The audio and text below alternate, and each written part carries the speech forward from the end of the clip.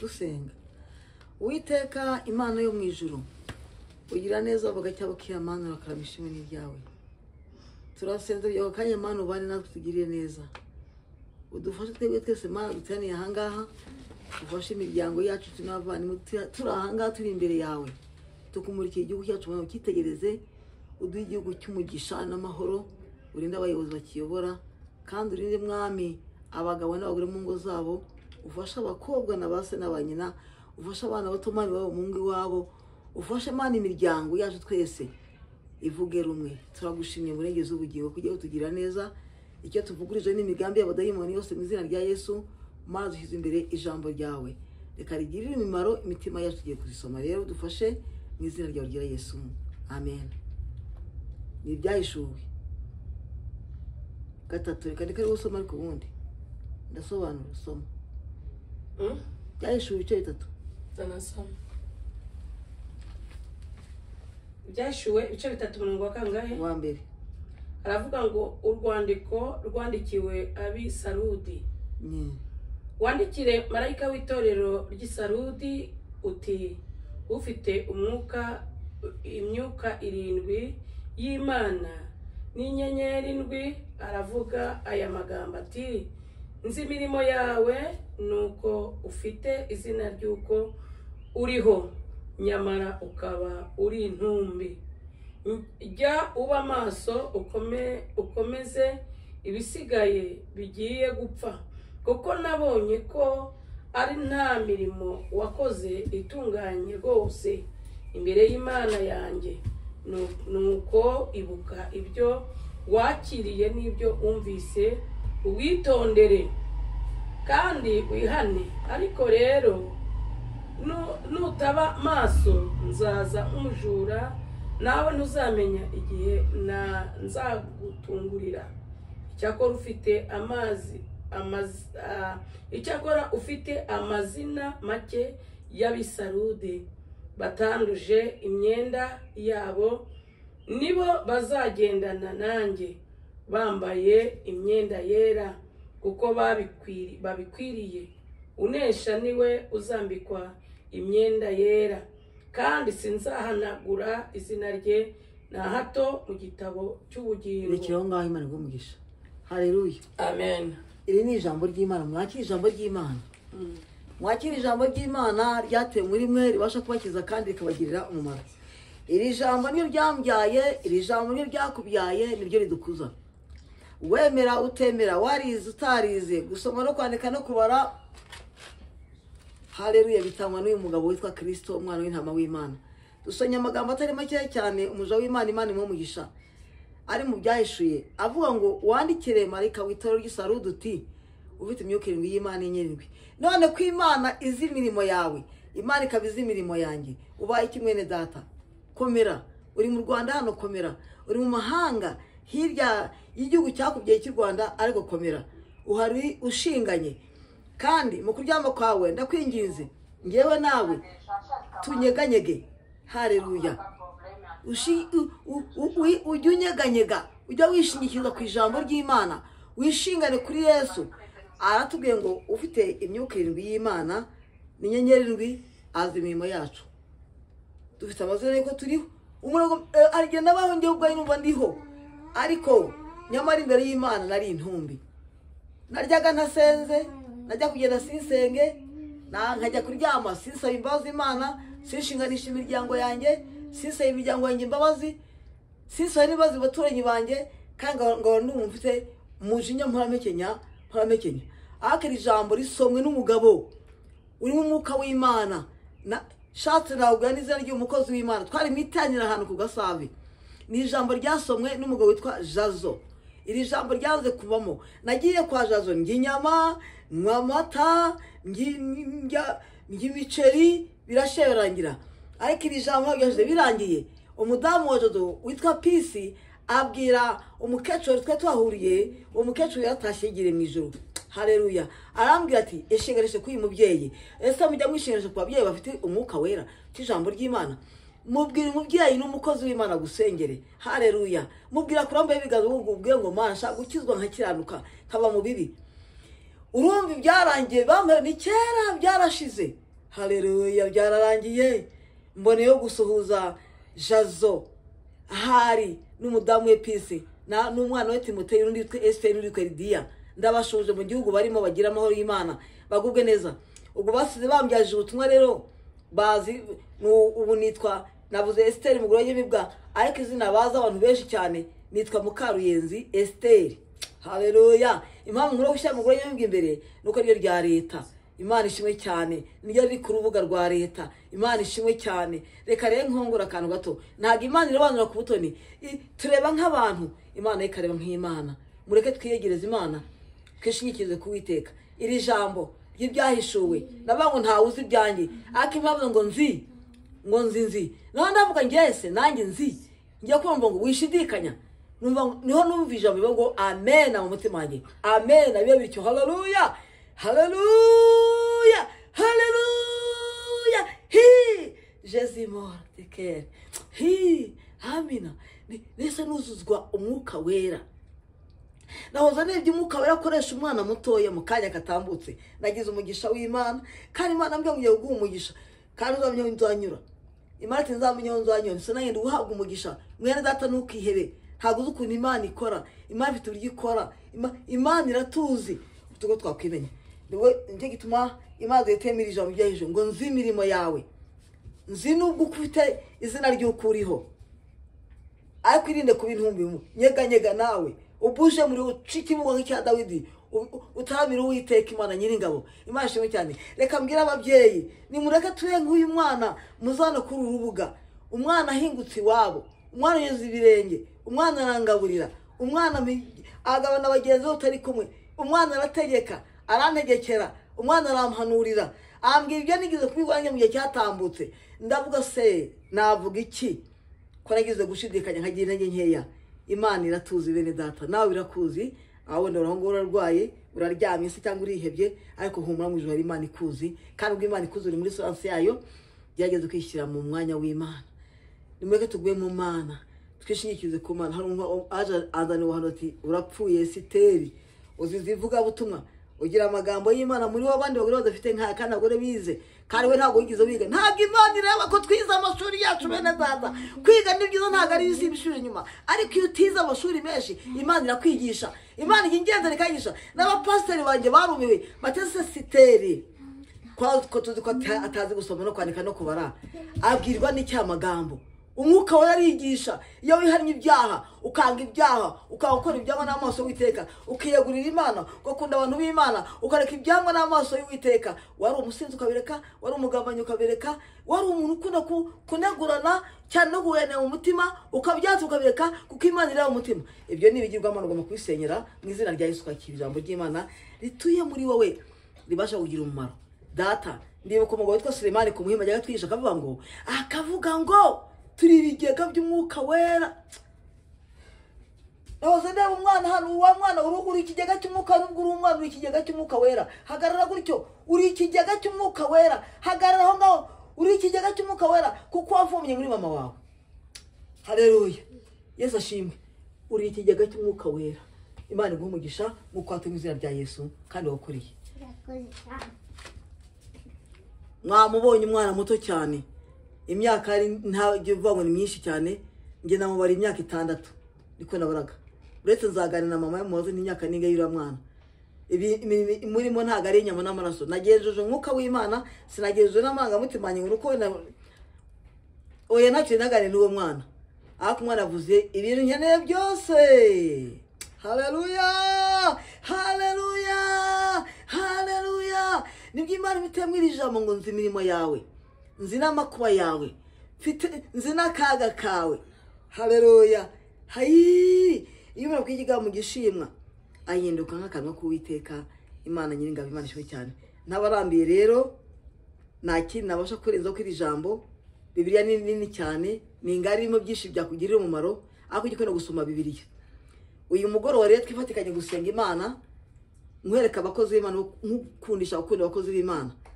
Kunda abakozi b'Imana, kunda abantu bavuga ijambo ry'Imana.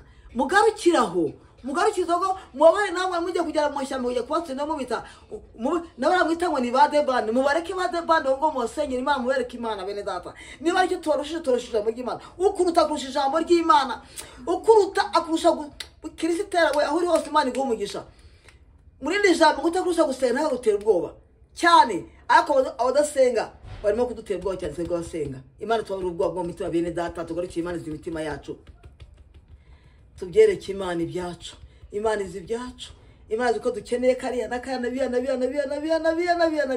ariko konturo dukurikirwa mu gishimo twaturi bya byacu nyenyeya kwizera guke tubyirukane kure y'imitima yacu kwizera gukeya tubyirukane abantu tuzane amagambo yo kuturogesha amagambo ngo kana kari mukavugane ngo numva ntatora n'uriya reka twigizeho ijambo risoza dusenga Imana. Haleluya haleluya dusome ijambo ry'Imana riri muri Zaburi 133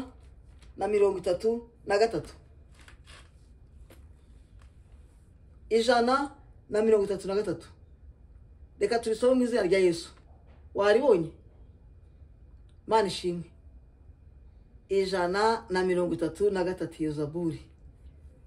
Haleluya. Oi hide heavy yoi down hide he let me hide here ishingikize kuwiteka nishingikize kuwiteka kunda Imana yawe nkunda Imana yanjye ariko iri jambo wowe ngiye kuribwira tubadusomye byo mu byahishuwe wowe ngiye kuribwira uruzige kunyiza umutima wawe urikomeze iri jambo rije ari ryo kugukiza ndi mu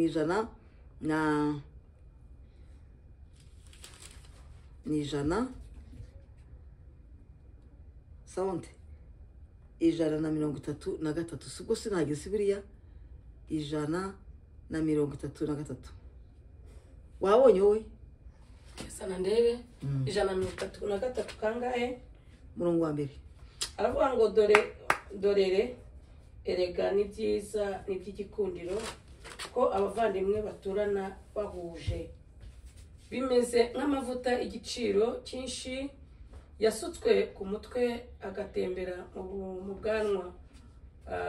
bwanwa bwa Aroni agatembera ku misozi y'imyenda ye kandi bimeze nk'ikime cyo muri Herumoni kimanukira mu misozi y'Isiyoni kuko aho ariho Uwiteka yategetse umugisha ariwo bugingo bw'iteka cyose. Amen. Haleluya. Turabwira ngo ni byiza ko bavandimwe baturana bahuje umutima. Ndabwira wewe wajya kuvuga ngo kuko dutore nabariye reka suza abantu bari ishyogwe kano kanya. Ishyogwe ya Karama. Hakurya y'abanyurano witwa Impanda mu byumve neza. Ngo ntirizinduka bari giye kureba umuco. Icyama ngahagarara ishyogwe.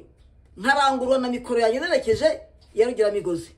Nkarangurura nkabwira abantu bo muri aho gace nkabwira ngo ni byiza ko avanywe atonoza umutima. Ese mwabantu mwabishyogwe iyo umuntu ageze amarwaye cyangwa se ari umwanzi wanyu mumujyana kwa muganga uwo mwanzi usaje bafunguza muramufungurira cyangwa murabo ngo nta gusa natwe duke gufungurira. Reka mbabwire iyo turizi ibyambere ni umusiro kutuza nibindi ihereye ku neza no kugira neza mwabantu mwabishyogwe ndabagira inama mbongorera iyi radio ntayitagera mwakira ubugingo bw'iteka. Inzijya mu ijuru ica kwirembo ryonguwo umwe mudahuza wo ngo utagusaba ngo umuhe abo baza kubafunza mukabashuza gati Imana yemirareba.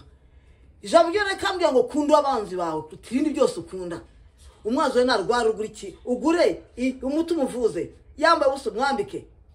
Ese ntago uzi kuba ubwawo umurunza amakara ku mutwe ariko azagiraho yihane ubonye umunyago nuguma kwangana ubwo cyangwa nanjye ngo ntawa nakwangana nta bwami bw'Imana ntegereje ahubwo ntegereje gucirwa hiteka kimwe n'abandi bose.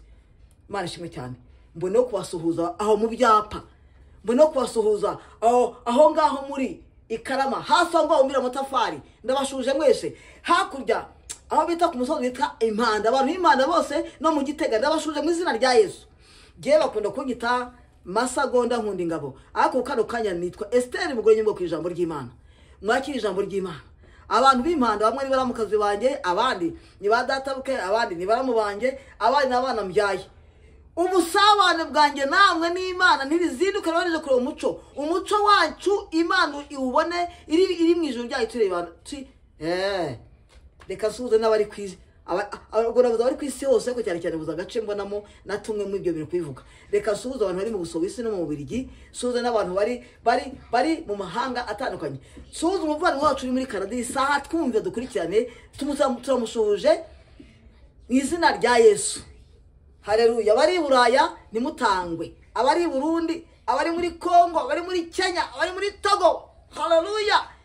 Ho Buruseli mubyumvirije mu ryumve ribafashe mwubakwe. Abari muri Australia, abari muri Kenya mwese, abanyakenya mwese ndabakunda cyane. Watu wa Kenya kama tena wasamiye kwa maandiko matakatifu ya Bwana. Ndabakunda cyane iminsi yose. Ntabwo Imana ishaka tubarora ku butoni, ni mwuzure umwuka wera munezererwa Imana kandi mukunde data twese igihe cyose mashwe cyane. Ngeho iyo ndi kuri Gideyoni mba numva nageze mu ijuru. Iyo ndi kuri Gideyoni toro ryuze umwuka wera Gideyoni. Imana yaho mugisha bene data kandi mugubwe neza. Itero ryose ryumva kandi rikareba rikorana n'ubako ko Imana ishaka bazarusha gutereza ijwi bahanure amahanga yose yumve kandi abantu bave mu bibi. Abantu bakuba mu bibi tubonye umugisha bene data muke tube mu bibi dukundane nk'abana b'Imana. Ni byiza ko abana tunahuje umutima ibyamadini twivemo bene data uko umuntu agenda yamwe twivemo nubona umuntu anyuze wanyu yamba usashoza Kenya umugaburire. Imana izo umutima wawe z'umutima wanyu nizakugorora ntuzagororwa n'umwana w'umuntu birabujijwe. Iri jambo nawe utagomba kugiraho. Abanyarwanda bari mu gihugu hagati mwese ndabashuhuje mu izina rya Yesu mwakira ubugingo bw'iteka mureke kurimbuka. Bene data mukanguke mube mu mwijima wicura burindi. Uwaba yaricitse uho wicikiyeho hahagarara ushinga ibintu uti Yesu uri umugabo jewe ndi mu bizere byambase ngibi mwereke cyakubase. Yesu baswe no kurobanura ku butoni, Yesu baswe no kuvangura ngo nitwaturana, Yesu baswe no kuvangura nabwo amazi yo kunywa, Yesu baswe no kutaha umuntu nkuriya ngo umwe naburane n'akanote kabibiri uti reka nabagenda gore akasukari agenda mwe kamukaru ahembuka nsabira umugisha. Njya nezererwa umudamu wahara muri Methodist simvuga izina rye. Uwo mudamu sinzi zibirimo nzamuganira namaze ko mama uyu ugira ikintu kitwa umujinya kubera ikijo ni maramunyiza tura imiba ejo no kuba bitura imiba ariko nundi muntu kandi nabonaga nundi muntu w'umukozi bagaza ku musozi muremure muramutse ikintu kitwa imiba hahita yanibitse biwabazwa n'abarimbuka bijye bikwabaza bijye bikuriza cyane. Abarimbuka ngo ntaho tuzahirwa ko twicishije abantu, ntaho tuzahirwa ko twagambaniye igihugu. Bene data abaheburayo bavuze igiheburayo cyabo haravuga ngo barimo kugambana mu bibara barabikwitorera bifungirwa kuvuga mu ndimi nyinshi cyane ni impano y'Imana. Imana iho umuntu akavuga mu ndimi nyinshi cyane. Hari n'abanyuze muza mu ndimi ngo ariko ngo nimwumve Gideyoni nyumvira ibyo bintu ngo nimwumve ngo namukaruye zavuze bya bintu by'abarokore batukana abo bira biferese bya nagari bifenese wabihawe wose afite ubugingo. Ni mubishakire kutabibura, mubishakire kwihabwa n'Uwiteka, mushakishe Uwiteka umutima wanyu wose, nimukundane mugira urukundo. Ni byiza ko bavandimwe tubane bahuje umutima. Twe mu gihugu cy'Rwanda duhuje umutima bigiye kuba byiza mu maranga muntu yacu. Nta moko arimo, nta moko tugira. Nyakubati nkuyeho amoko ntacyo yatumarira. Nahoze mvuga kuri rugira migozi, nahoze mvuga ahantu biti Shyogwe, nahoze mvuga ahantu biti Karama, navuze naho umbira mutafari hasari, navuze no mu Gitega cya Mpanda. Buriya ne nabonye inshuti Mpanda. Abanzi bazajya babwe ko babonye inshuti. Ho haleluya. Ejo nagiye gutenira ahantu bita Imuhanga. Ntago bamenye ko nageze mu rusengero, ntago n'umushyitsi ntabwo rusengero nayice gusa kurya gahunda zabo ndareba ibyo bakora byose. Moze nuzuye umwuka warambonye harimo umugore ko ndakubyina imbere. Uriya mudamu twegeye nazamuha. Hari ikintu azamuremera nanjye nkakimushyira. Abyina neza cyane. Ntago nzi izina rye. Abyinira Imana kandi Imana mishe ko afite ubumuga bw'ukuguru. Akubwo ubumuga bw'ukuguru rwawe ndagusengeye mu izina rya Yesu ukira. Ni mu rusengero rw'Igahogo. Rwa Gahogo. Ni umukristo w'Igahogo. Mumukunde. Haleluya. Imana mukuye hagati y'abandi yakira ubugingo bw'iteka. aranezerwa. Icyo nkundira mu nzu y'Imana, mu nzu y'Imana nta muyuda, nta mugiriki, isore, nta mutwa, nta muhutu, nta mututsi, turi ubwoko bwa Isirayeli. Mu abana b'Imana mwese mureke dukundane bene data, tugire urukundo, dukundirane, dukosora amakosa tubona y'abantu bafite. Witinya Nzo Imana arambye ngo byuka mu gicuku usengera igihugu, usengera ibintu. Imana yirukanemo amacakubiri mu bantu, turumwe. Imana tugire ubuyobozi butwegereye. Imana tugire ninde mwabonye umuyobozi wo gusura iwanyu? Ninde muzi ni bande bayobozi mwabonye bazi iwanyu? Yese ni bande bayobozi bashinzeho umunsi wa kabiri ngo ni umunsi w'ujya ntungurana ibitekerezo? Ni igihe cy'imigize mwabona. Ariko uyu mugabo ntasanzwe, wa mugabo ntusanzwe, amanga sora guheshe icyubahiro kandi uhagucyo wa mugabo utuyobora. Nyamara ushatse wagaruka utari komana uraba mutagize yiga amashuri, yasabye no kwiganza nimwabyumva mubyita burage, akibyimana mwigishe birahagije. Ntuye mu mudugudu wa Rwankuba mu kagari Kagasharu mu murenge wa Kinyinya, niho mbarizwa hariya muri Kwake.